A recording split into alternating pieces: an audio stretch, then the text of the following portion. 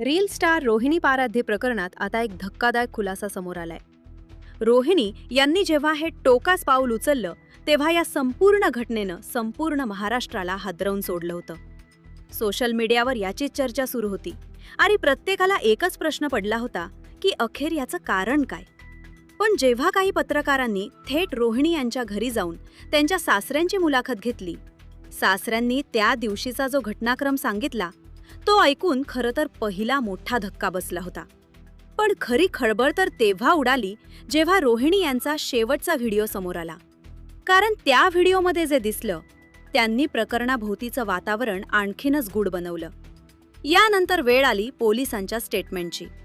पोलिसांनी पत्रकारांशी संवाद साधताना जे कारण सांगितलं त्यानं या चर्चेला एक वेगळंच वळण मिळालं. पोलिसांनी दिलेलं कारण अंतिम सत्य मानलं जात असतानाच अचानक एक अशी माहिती समोर आली ज्यामुळे या संपूर्ण प्रकरणाचं चित्रच बदलून गेलं.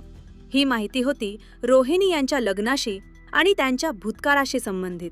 सोशल मीडियावर अत्यंत आनंदी आणि आदर्श वाटणारं हे कुटुंब प्रत्यक्षात एक असं गुपित लपून बसलं होतं ज्याची कल्पना आजपर्यंत कुणालाच नव्हती. हे रहस्य उघड होताच संपूर्ण प्रकरणाकडे पाहण्याचा दृष्टिकोन बदलला आणि तपासालाही नवं वळण मिळालं. मग नेमकं या प्रकरणामागचं सत्य काय आहे? रोहिणी यांचा शेवटचा व्हिडिओ कोणते संकेत देत होता? त्यांच्या सासऱ्यांनी मुलाखतीत असं काय सांगितलं की ज्यामुळे सर्वांनाच धक्का बसला? आणि अखेर पोलिसांच्या तपासातून कोणतं अंतिम सत्य समोर आलं? चला जाणून घेऊया या संपूर्ण प्रकरणाचा सविस्तर आढावा. सोशल मीडियावर लोकप्रिय असलेल्या रील स्टार रोहिणी पाराध्य यांच्या दुर्दैवी घटनेची बातमी काही दिवसांपूर्वी समोर आली आणि पाहता पाहता ती चर्चेचा विषय ठरली. मात्र तपास जसजसा पुढे सरकत गेला तसतसं या प्रकरणातील अनेक धक्कादायक पैलू समोर येऊ लागले. या रहस्याचा उलगडा समजून घेण्यासाठी आपल्याला काही दिवस मागे जावं लागेल. पोलिसांनी केलेल्या सखोल तपासातून रोहिणी यांच्या आयुष्याशी संबंधित काही अशी तथ्य समोर आली ज्यामुळे या प्रकरणाची दिशा पूर्णपणे बदलली. सुरुवातीला हे प्रकरण घरगुती वाद किंवा पती-पत्नीमधील मतभेदांशी संबंधित असावं असं वाटत होतं. मात्र तपासानंतर समोर आलेलं सत्य पूर्णपणे वेगळंच निघालं. रोहिणी पाराध्य यांचा जीवन प्रवास एखाद्या चित्रपटाच्या कथेसारखा होता. त्यांचा विवाह निलेश पाराध्य यांच्यासोबत झाला होता. हा आंतरजातीय विवाह असल्यामुळे दोघांनाही अनेक अडचणींचा सामना करावा लागला. परंतु परस्परांवरील विश्वास आणि नात्यातील घट्ट बंध यामुळे त्यांनी सर्व संकटांवर मात केली. यानंतर हे जोडपं पुण्यात स्थायिक झालं. सोशल मीडियाची ताकद ओळखून त्यांनी कंटेंट तयार करण्यास सुरुवात केली. निलेश हे स्थानिक पत्रकार असल्यामुळे त्यांना माध्यम क्षेत्राचा अनुभव होता आणि त्या अनुभवाच्या जोरावर दोघांनी मिळून व्हिडिओ निर्मितीचा प्रवास सुरू केला. पुण्यातून सुरू झालेला त्यांचा संघर्षाचा प्रवास पुढे मंगळवेढ्यापर्यंत येऊन पोहोचला. सोशल मीडियावर मिळालेल्या लोकप्रियतेचं रूपांतर त्यांनी व्यवसायात केलं आणि स्वतःचं हॉटेल सुरू केलं. अल्पावधीतच या व्यवसायाला चांगलं यश मिळालं. हॉटेलच्या शाखा वाढू लागल्या आणि त्यांचं नाव परिसरात चर्चेचा विषय बनलं. मात्र आयुष्य यशाच्या शिखरावर असताना अचानक असा धक्कादायक प्रसंग का घडला? हा प्रश्न प्रत्येकाच्या मनात निर्माण झाला होता. तपास जसजसा पुढे सरकत गेला तसतशी या घटनेची कारणं वर्तमानात नव्हे तर भूतकाळात दडलेली असल्याची शक्यता समोर येऊ लागली. रोहिणी पाराध्य यांच्या आयुष्यातील काही जुन्या घटनांचा या प्रकरणाशी संबंध असल्याची चर्चा सुरू झाली.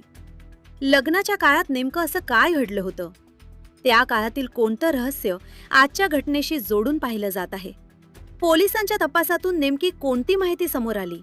ही घटना केवळ घरगुती वादाचा परिणाम होती की यामागे आणखी काही खोल आणि जुनी कारणं दडलेली होती? घटना घडल्यानंतर गावात तसेच सोशल मीडियावर विविध प्रकारच्या चर्चा रंगू लागल्या. अनेक तर्कवितर्क मांडले जाऊ लागले. अशाच वेळी या प्रकरणात एक महत्त्वाचा टप्पा आला. रोहिणी यांचे सासरे विलास पाराध्य यांची विविध वृत्तवाहिन्यांनी घेतलेली मुलाखत चर्चेचा केंद्रबिंदू ठरली. TV9, लोकमत आणि पुढारीसह अनेक माध्यमांच्या प्रतिनिधींनी त्यांच्याशी संवाद साधला. या मुलाखतीत त्यांनी त्या दिवशी घडलेल्या घटनांचा सविस्तर क्रम सांगितला. विलास पाराध्य यांच्या म्हणण्यानुसार घटनेच्या दिवशी गावामध्ये ग्रामसभा आयोजित करण्यात आली होती. गावातील अनेक नागरिक त्यामध्ये सहभागी झाले होते. त्याच दरम्यान काही अशा घटना घडल्या ज्यांनी पुढे संपूर्ण प्रकरणाला वेगळठच वळण दिलं. विलास पाराध्ये यांनी माध्यमांशी बोलताना त्या दिवसाचा संपूर्ण घटनाक्रम सांगितला. त्यांच्या म्हणण्यानुसार त्या दिवशी सकाळपासून ते गावातील ग्रामपंचायत कार्यालयात आयोजित ग्रामसभेत उपस्थित होते. दुपारी साधारण 1:30 वाजेपर्यंत ते सभेच्या कामात व्यस्त होते. सभा सुरळीत पार पडली होती. उपस्थित नागरिकांच्या काही मागण्या पूर्ण करत त्यांनी आवश्यक व्यवस्था देखील केली. सभा संपल्यानंतर ते घरी परतले. मात्र घाई गडबडीत त्यांचा मोबाईल ग्रामपंचायत कार्यालयातच राहिला असल्याचं त्यांच्या लक्षात आलं. त्यामुळे ते पुन्हा कार्यालयात गेले. मोबाईल घेऊन परत येत असतानाच त्यांना एक फोन आला आणि त्या एका फोनने सर्व काही बदलून गेलं. फोनवरून त्यांना हॉटेलमध्ये एक गंभीर दुर्घटना घडल्याची माहिती मिळाली.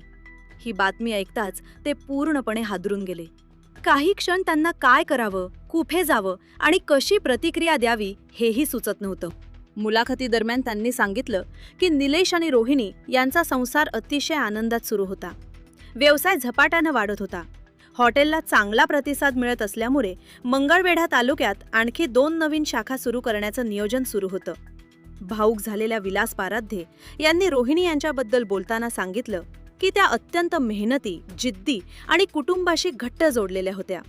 साध्या शेतकरी कुटुंबातून आलेल्या या मुलीनं सोशल मीडियावर मिळवलेली लोकप्रियता आणि व्यवसायातील यश याचा संपूर्ण कुटुंबाला अभिमान होता.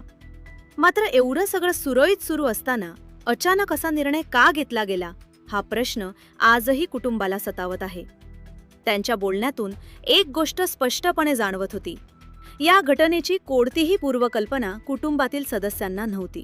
दरम्यान सासऱ्यांच्या या मुलाखतीनंतर प्रकरणाकडे पाहण्याचा दृष्टिकोन बदलू लागला.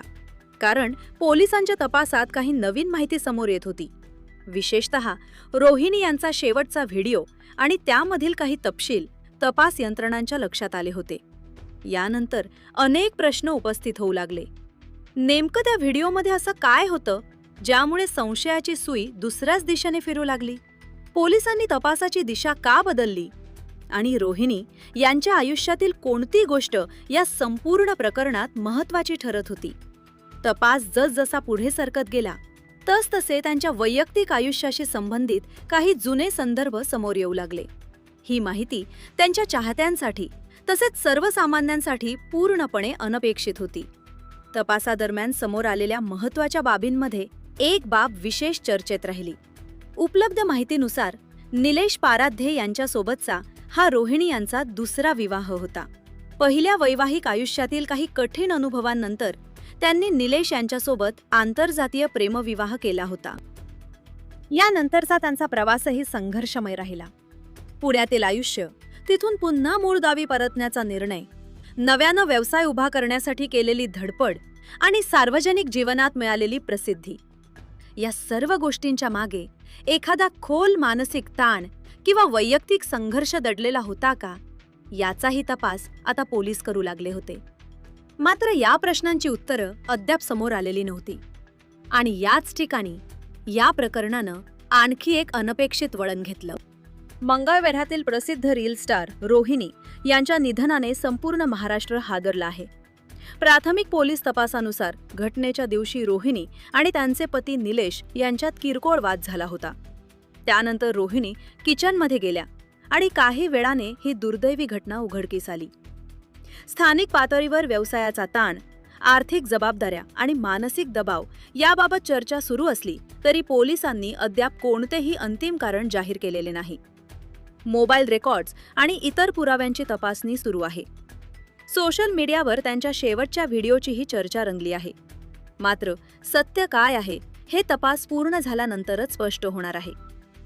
या प्रकरणाबद्दल तुमचे मत काय? कमेंटमध्ये नक्की सांगा.